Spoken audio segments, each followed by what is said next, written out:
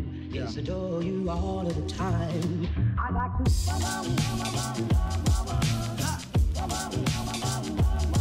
I like to.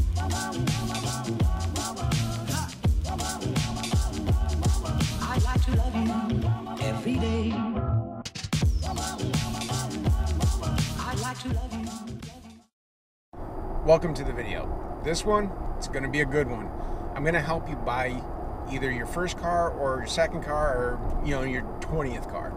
This is just a guide as to help you at the dealership as far as headaches and hassles go, and as far as making this transaction as smooth as humanly possible. These are some of the steps that I will be using myself in purchasing a vehicle, which I will show to you later on in the next video. So at work, I'm asked quite often, what do I do? Where do I start? How do I do this? The first step in buying a vehicle is do a self-check. Figure out what you can afford and what you're comfortable your monthly payment is, and what realistic payment. If your realistic payment is $50 a month, then you're not quite ready to buy a vehicle.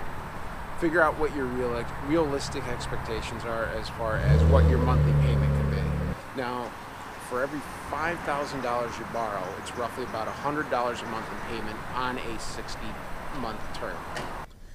Now, like I said, for every $5,000 you borrow, it's roughly about $100 a month in payment. Now, that's on a 60-month term. There are extended term financing, 72 and 84 months. When you get into the higher dollar vehicles, then it's sometimes nice to have those options, but you do pay more interest. If your all-in budget is $500 a month, what does that get you? Well, that gets you a $25,000 all-in car loan, okay, on a 5-year term, using the math that I just gave you. And it doesn't matter, that will work on any vehicle. So, what does this mean for you? Well, you're looking for a vehicle that's not $25,000 because you still have to factor in taxes and tags, and that is going to vary state by state. So, know your state taxes and tag laws. In Maryland, it's 6%. Tag fees are roughly about, to your tag and registration, roughly about $300, $350. So you do the math according to where you live. So let's say you live in a great state where you don't get charged sales tax, and tags are relatively cheap because there are states out there. So you're looking at a vehicle of $25,000 on a 5-year term using an average interest rate. If you get a better interest rate, then that monthly payment will drop. If your credit's not so great, it might go up a little bit. So just know what you can do and know what you have, which will lead us into the next step. What's the next step, you ask?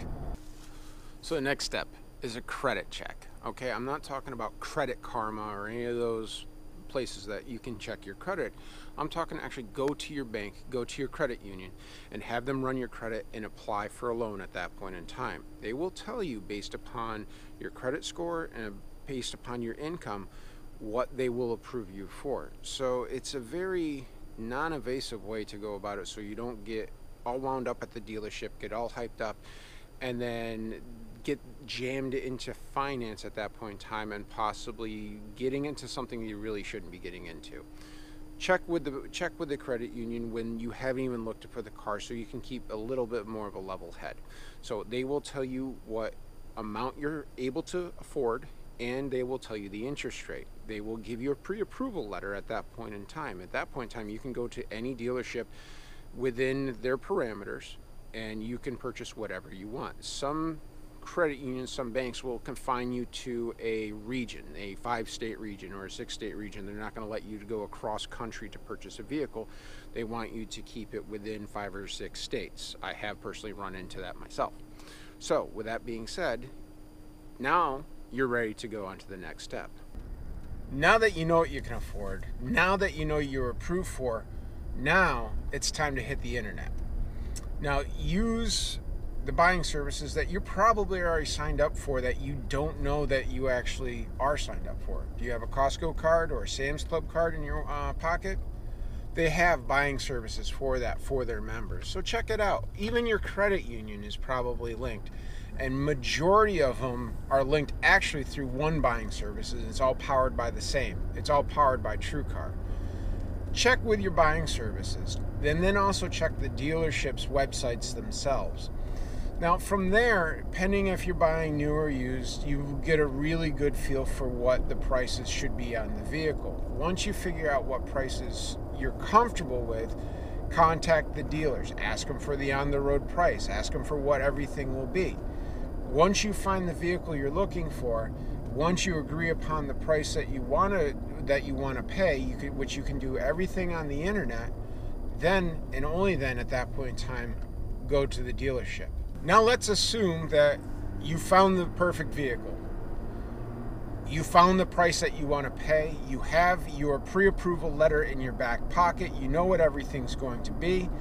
Once you get to the dealership, test drive the vehicle. It's one thing to see the vehicle on the internet, in the magazines, on YouTube. It's another one to actually drive the vehicle that you want in person. So, drive the vehicle, make sure you like it. Chances are you will, but make sure there's nothing weird about it.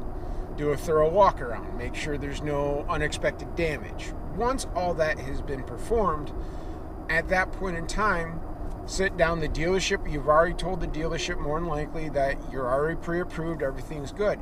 However, this is to save you money. Ask the dealership what they can do for you. Just because you're pre-approved at this, that is worst case scenario. Put that in your back pocket.